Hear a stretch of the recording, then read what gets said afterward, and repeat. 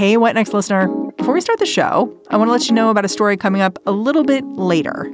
It's from one of our partners, SAP. AI comes at you fast. If you don't get reliable and relevant advice, your business might miss out. Whether you're looking to automate tasks or embed AI in your business processes, SAP can help. To learn more, head to sap.com/AI and stick around for expert advice on how to embrace AI with confidence.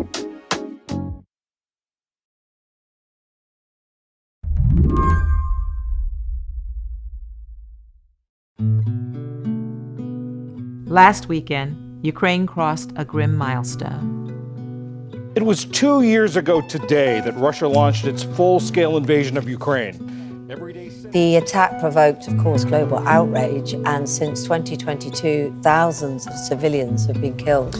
I'd say that's totally changed my life. Just basically, I go to sleep in one life and I woke up in totally different life. Is the war effort going well for the Ukrainians? No, not at all. That's Fred Kaplan. He's been following the Russian invasion of Ukraine for Slate. The war had settled into a kind of a stalemate. You know, if you looked at a map and saw which way the front line was moving, it was barely moving at all, one way or the other.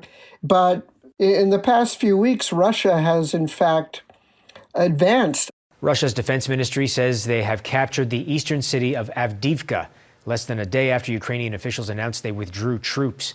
The victory is Last week, Russian forces made their biggest breakthrough in 9 months, but they lost 47,000 troops in the process. You know, if you think about the U.S. war in Vietnam, over a 10-year period, we lost something like 53,000 troops. So to lose 47,000 troops to capture one, I wouldn't even call it a city, let's call it a village or a town, over the course of a week. By comparison, in the 10 years of Russia's war in Afghanistan, Russia lost a total of 15,000 troops. And that was thought to be catastrophic. When Russia first invaded Ukraine, allied governments committed to doing whatever they could to help. Putin's actions betray his sinister vision for the future of our world, one where nations take what they want by force. But it is a vision that the United States and freedom-loving nations everywhere will oppose with every tool of our considerable power. Fast forward to today, and there's a palpable sense of fatigue. Did anybody think this war would go on this long? I don't think anybody really did. You know, at the very beginning of the war, when Russia first invaded, the U.S. intelligence agencies, which had forecast that a war would happen, thought that Moscow would win in a matter of weeks, maybe even days. When Ukraine fought back, it was a big surprise. And then nobody really quite knew what would happen, but I think they figured that by the time one side or another started losing tens of thousands of soldiers, that there would be a negotiated solution to this, and that just hasn't happened. Today on the show, why the war in Ukraine is dragging on, and why its conclusion may depend on the U.S. I'm Mary C. Curtis, in for Mary Harris. You're listening to What Next? Stick around.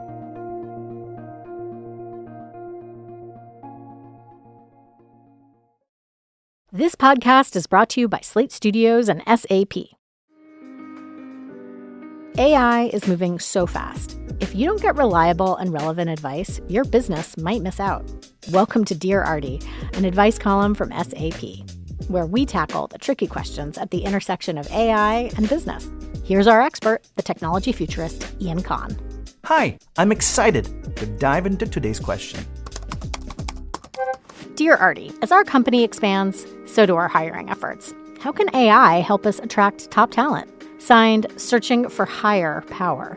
So, searching for higher power, one of the most daunting undertakings of an HR leader today is building a new team and finding and vetting new talent. This is a very time-consuming process and can take precious organizational resources. As a companion to the HR team, AI technology can be used to create job descriptions, analyze candidate resumes, and filter candidates into various pools based on experience, skills, or any other parameter. You can also use AI to match internal talent with positions available. Parameters for this can be set, rules can be set, that can all be done through the algorithm. There are so many things that we as humans could be not looking at that AI can do in a matter of seconds. Embrace AI with confidence. Head to sap.com/AI to learn more. This show is brought to you by Discover. You know, in today's world, it can seem that the best treatment is reserved for only a few. Well, Discover wants to change that by making everyone feel special. That's why with your Discover card, you have access to 24/7 live customer service, as well as $0 fraud liability, which means you're never held responsible for unauthorized purchases. Finally, no matter who you are or where you are in life, you'll feel special with Discover. Learn more at discover.com/creditcard. Limitations apply. Russia currently controls over a fifth of Ukraine territory. But as we mentioned before, Fred says neither side has gained much in the last year. If you were just looking at where the line dividing Russia forces from Ukraine forces, you wouldn't notice any difference. Two provinces in Donbass, in the eastern part of Ukraine. There have been some back and forths over control of the Black Sea, where Ukraine has sunk a couple of important Russian warships. There's still fight over some territory in the south. Crimea is still a fought over territory, or bridges leading to Crimea. Ukraine had this tremendous season of beating back the Russian offensive. The Russians were on the run. And it looked like Ukraine might, push them all the way back into Russia, or at least to the point where Russia would have to negotiate. But in that period, Russia built up these enormous layers of defenses, laid a lot of mines, tens of thousands of mines, and got better at using drones for surveillance to see where the Ukrainians were. And so they were able to stop the Ukrainian offensive pretty much in its tracks. You've talked some about why Ukrainian forces are struggling so much, that they're outgunned. They're also running out of a fighting force. People as well, that's right. They might have to expand the mobilization because a lot of their troops are older. And all sides read the newspapers or listen to the radio or something. They know that the West is losing patience. They know that the general who was, until recently, their chief of staff referred to the war as a stalemate. They know what's going on, and they see that the trend is not going for them, and that can have a demoralizing effect. At some point, this is probably going to end in a negotiated solution. And there's going to have to be some amount of trading territory for peace. But as long as the trends are in Russia's favor, and if it looks like Ukraine is about to be abandoned, Russia has no incentive to start negotiating. Everybody has his eye on the 2024 American election. If Trump wins, it is just assumed that he'll abandon Ukraine. He might abandon NATO. He might quit NATO. If you're Putin and you think that there's a possibility that in a year, in 11 months, your friend Trump becomes president again, and that therefore you might be able to win the whole caboodle. You might even be able to go conquer Kyiv, which hasn't been in your sights since a month after this war began. Then why should you agree to any kind of negotiation in the meantime? What about the EU? If the U.S. support were to disappear, would Europe just let this go? Well, it depends. I mean, if they think that it's futile to keep spending tens of billions of dollars because the U.S., being the major force, has dropped out of it, they might. And they might consolidate their own defenses. How about European border states? Is it clear that they would be safe? Places like Poland? No, listen, for many years, NATO had this goal of each country should spend 2% of its gross domestic product on defense, and only a handful of countries did this. Well, now, and a lot of this is since Russia's initial incursions into Ukraine in 2014, and then especially in the last 2 years, 18 of the 30 countries are spending 2%. And the ones closest to Russia, like Estonia and Poland, they're spending 4%. They're getting very worried. The new east-west border in NATO is no longer Germany, it's Poland. In Tucker Carlson's ridiculous interview with Putin made several deprecating comments about Poland. Poland has a lot to be worried about. The Baltics have a lot to be worried about. Now, it's true. I mean, they're members of NATO, and under Article 5 of NATO, if Russia attacks one of those countries, all the other countries of NATO, including the United States, are obligated to come to their defense. And really, all things equal, Putin does not want that. But if he gets away with Ukraine, if Trump is in charge and Trump has no eagerness to fulfill his obligations under the North Atlantic Treaty, maybe Putin would take a chance. It's a scenario that people are taking much more seriously than they ever have. We'll be right back after a break.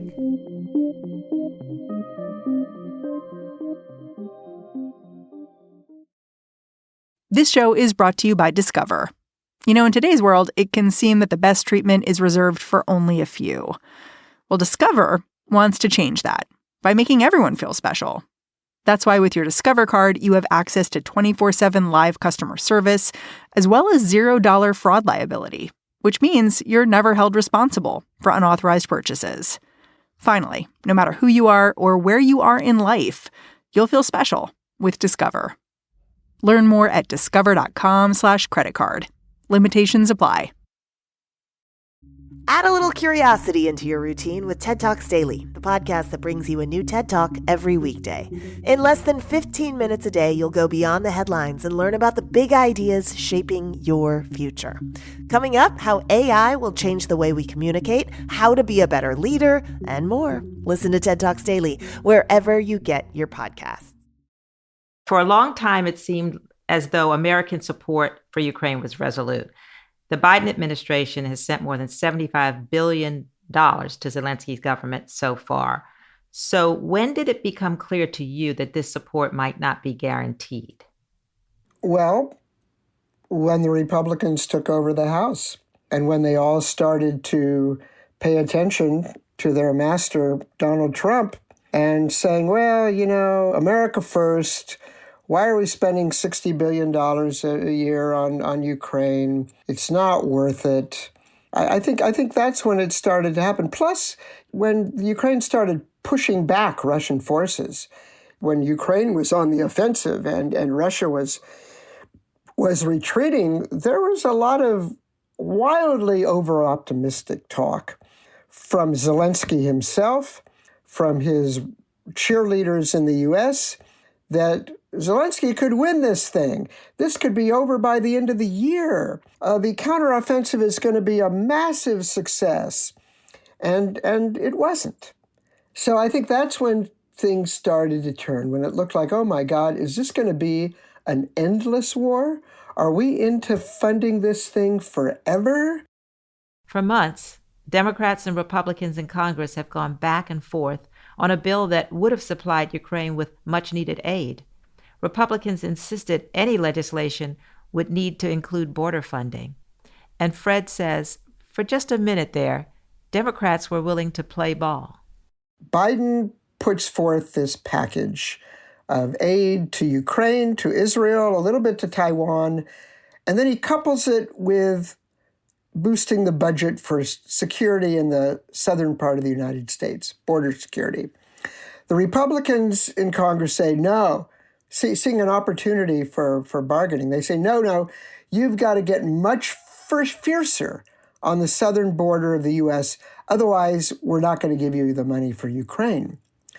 To their surprise, Biden and the Democrats cave. They say, okay, Schumer, with the assistance of Biden, negotiated a truly bipartisan bill that was money for Ukraine, Israel, Taiwan, and the southern border, with fiercer provisions on the southern border than Congress has ever passed. I mean, really, even some of the Democratic liberals were chafing at this. I mean, it really would make applying for asylum almost impossible. And yet they passed it. There were 70 votes in the Senate for this bill, including 19 Republicans, all the Democrats. And it would pass in the House easily, except that Trump has been calling Speaker Johnson. He doesn't want it to happen. Why? Because one of his biggest issues in the upcoming election is the border, is migrants. If Biden is allowed a victory on this, that preempts his biggest election issue. And he doesn't care about Ukraine, and so he doesn't mind if that goes down the tubes. The ridiculous fluke that allowed the unknown Mike Johnson to become Speaker of the House is now possibly transforming the geopolitics of Europe. I mean, it's absurd. Fred, just what incentive is there for Trump and the Republicans to see Ukraine fall? How do they plan to govern in a world that would be pretty radically reshaped? Are they thinking of that? Some of them are. Some of them, I think, don't care. The big puzzle, someone like Senator Lindsey Graham, who has been very keen on, America's place in the world and not letting Ukraine fall. And suddenly he's become the biggest Trump guy, saying, well, we have to keep our eye on the southern border. The fact is, yes, popular support for supporting Ukraine more has gone down in the U.S., but it's still above 60% in opinion polls. I've heard people who follow Congress more closely than I do say that if Speaker Johnson allowed this bill to come to the floor, this is a bill that got 70 votes in the Senate, 19 Republicans.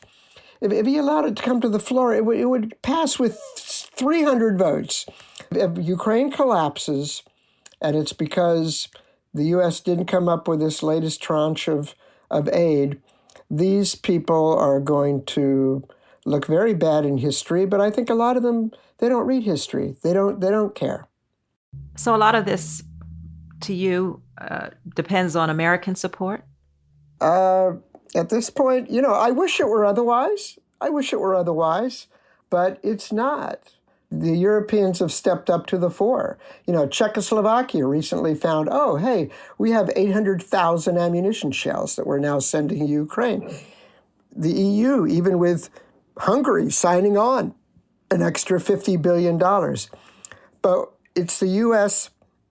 that's providing the bulk, that's providing the training, the coordination, the logistics, the intelligence support. And without the U.S., it's going to look pretty dire. It sounds like so much of the future of this conflict is dependent on who wins the 2024 election. Can Ukraine hang on until November? Well, probably. A lot depends on whether this aid package goes through. I mean, we're now running at the end of what was in the pipeline. The amount that Biden could continue to send of what had already been appropriated. So yeah, it's touch and go. But I was in Berlin almost exactly a year ago. It was in March, April, talking with a lot of parliamentarians of all the parties and some think tank analysts, and they were all terrified at the prospect of a Trump presidency, not only for what it would mean to Ukraine, but for what it would mean to Europe. Europeans are saying, we've got to start managing our own defenses. We can't rely on the U.S. as a leader of NATO anymore. And that's good, but it would take at least 10 years for the Europeans to get their act together on this. If it's been a hard enough time getting the Europeans to spend 2% of their GDP on defense, I mean, if they're in it alone, it's going to have to be 5, 8, 10% over a period of the next 5 or 10 years.